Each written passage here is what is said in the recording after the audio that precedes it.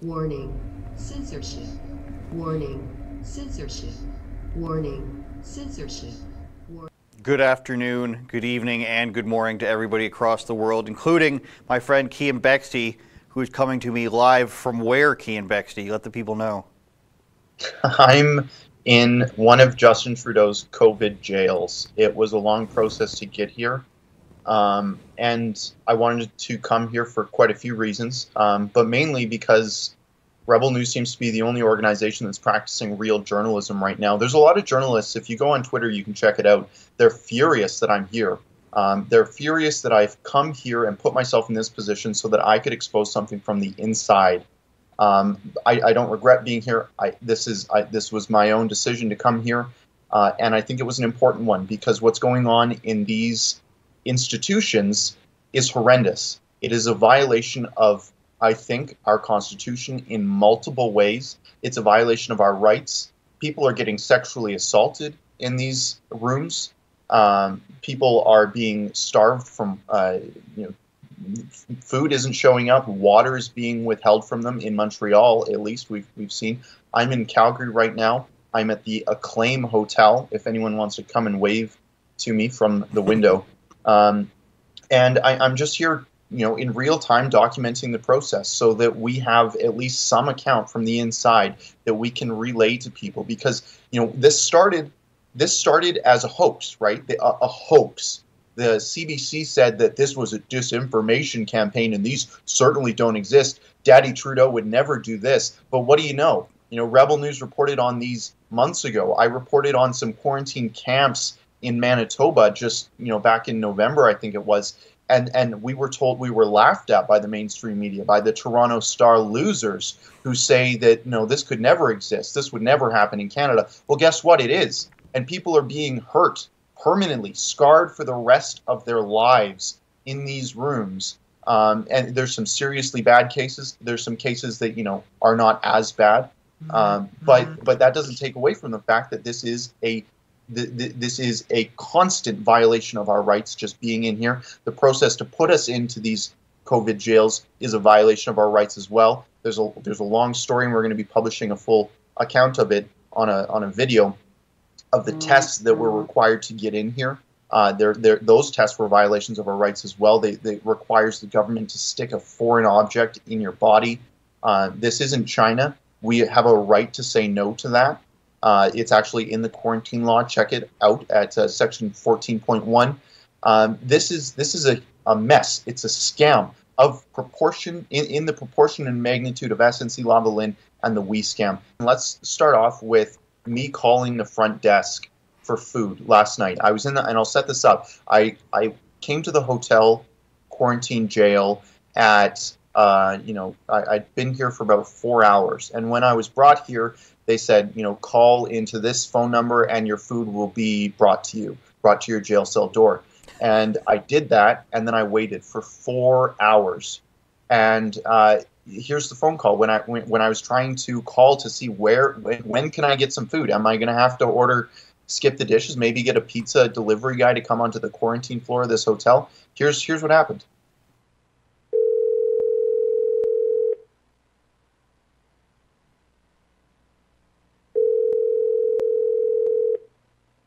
Record your message and press pound, or press star to contact the operator.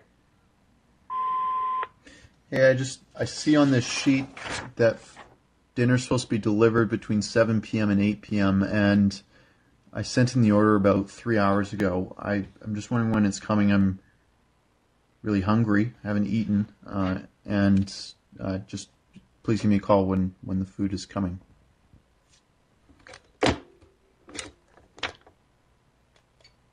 Now, I want, people have been reaching out to me, and I'm not exaggerating when I say hundreds of people wanting to know, first off, how I'm doing, and I appreciate that, but they're also concerned about themselves because a lot of these people are going to have to come through this process, and they don't know if they're going to be subjected to the same thing, if they're allowed to just say, no, I don't, want to go into the hotel, and they leave, and they might get a ticket for that. They want to know what the process is. So I think the best way to show them what it is to show them what I went through yesterday at the airport. When I came through customs, After United, of course, lost my bag. Of course. Of course, they would do that right before. They actually said it just vanished. They have no idea where it went right before I'm supposed to go into quarantine jail. That's why I'm wearing the same shirt as I was yesterday. That's incredibly yesterday. suspicious, Keean, is it not? Without going too far down the rabbit hole here. I don't want to sound like, a conspiracy theorist, but, where's my bags, United? Please tell me. All of my equipment was in there, my laptops, all of that. So I'm not going to tell you how I got this one, but, it was a very bad situation. So Justin, let's roll the clip of me talking to public health. These are the people in red vests. They're Justin Trudeau's goons. And I actually spoke to this guy before at the airport, at the Calgary airport, a couple weeks back, and he seems to delight and rejoice in his job of making Canadians' lives miserable. Here's my conversation with him. You would ask the questions to. Great. Hello. Hi. Hi, from Public Health. Great. Just the people I wanted to talk to. I've been told that I have to get a test. Yep. And I understand the Quarantine Act says that I can refuse a foreign object being put in my body. It's section 14.1 of the Quarantine Act, screening technology. It says any qualified person authorized by the minister may, to determine whether a traveler has a communicable disease or symptoms of one, use any screening technology authorized by the minister that does not involve the entry into the traveler's body of any instrument or other foreign body. So I would like to not do the test? Yeah. Okay. Great. That's your prerogative. We put it out to local law enforcement to see if they're going to take any action for non-compliance. We put that in their hands. Sure. All we do is just then flag you as being non-compliant with the current laws that are in place, but we are in no way able to force anything like you said that's into your body. But that's never will be able to do that. But that's the law. So why would law enforcement be able to penalize me for following the law and practicing my rights to not accept this? Well, because this is a public health emergency order put in place that to protect the public health, we are testing all international travelers. It says you have the right to do that. You just don't have the right to do it with an object going into my body. If there's any, way to. Currently, we don't have any non-invasive tests. Okay. You don't have any non-invasive tests? No. I don't know, that's not my problem. So I don't know what else I can say to you. You've read the Quarantine Act. Yeah. And if you've read the Quarantine Act, you are also aware of the enforcement actions that can be taken in non-compliance issues. So really your actions are in your hands. And whatever you do decide to do, we just follow up as per our operations. So if you are non-compliant, then we do have to flag you up. Well, would I be able to call my lawyer then before we make a determination? I will not be speaking with your lawyer. No, I'm calling my lawyer. Okay.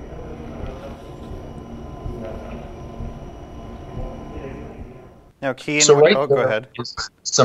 Right there's some evidence, right? Like they know that they are not allowed to force something down your throat. Justin Trudeau does not get to determine what goes in your mouth or any other orifice of your body. That's in the law. That's in the Quarantine Act.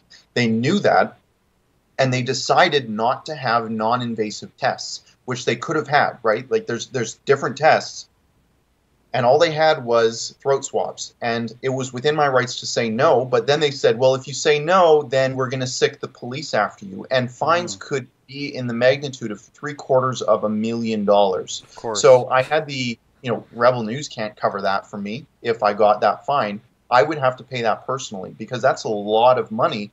And you can bet Justin Trudeau's prosecutors would vindictively target me. So I was stuck in this impossible situation where I didn't want something in my body. I didn't want the government putting something in my body. And if I, exercised my rights, it would come with a $750,000 penalty. That's so wrong, right? That's such a problem. So at the end of the day, I figured, well, what's the harm in going to the hotel? I paid for it. I'm obligated to quarantine. I understand that, and I accept that the government has the authority to make me do that. I think it's stupid. I think it's supremely stupid, but I agreed to it. And, I came here for this hotel. I didn't come here for the testing. I came here to see inside this room, see inside the process, see what's going on. And that's exactly what I did. And that's basically how I'm here. These guys are fools. They either don't know what's going on or they're being willfully ignorant.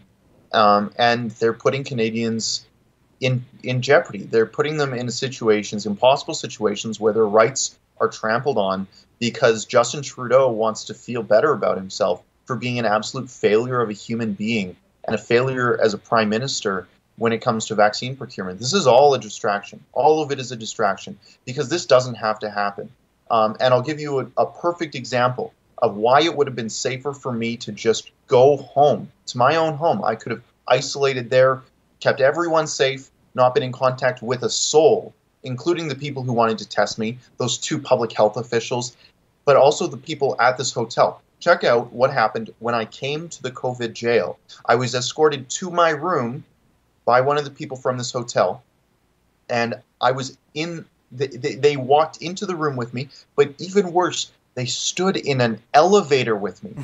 And if I did have COVID, and if COVID really was the Ebola that they are pretending it is, he would have gotten it in that closed elevator, in that closed space. We weren't 2 meters apart. We were both touching the same buttons on the elevator. He came into my room, and we were in very, very close proximity.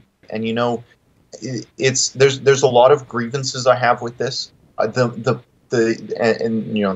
some that are less important. The food, it sucks, but people are getting sexually assaulted in other hotels, so I'll count my good luck there. But the chief concerns are that our rights are being violated. Not just the fact that we have a right to not be detained against our will. We have a right to not take that test. We also shouldn't have to pay this vindictive fine, because that's what it is. Some people are being charged $2,000. What if they can't afford that?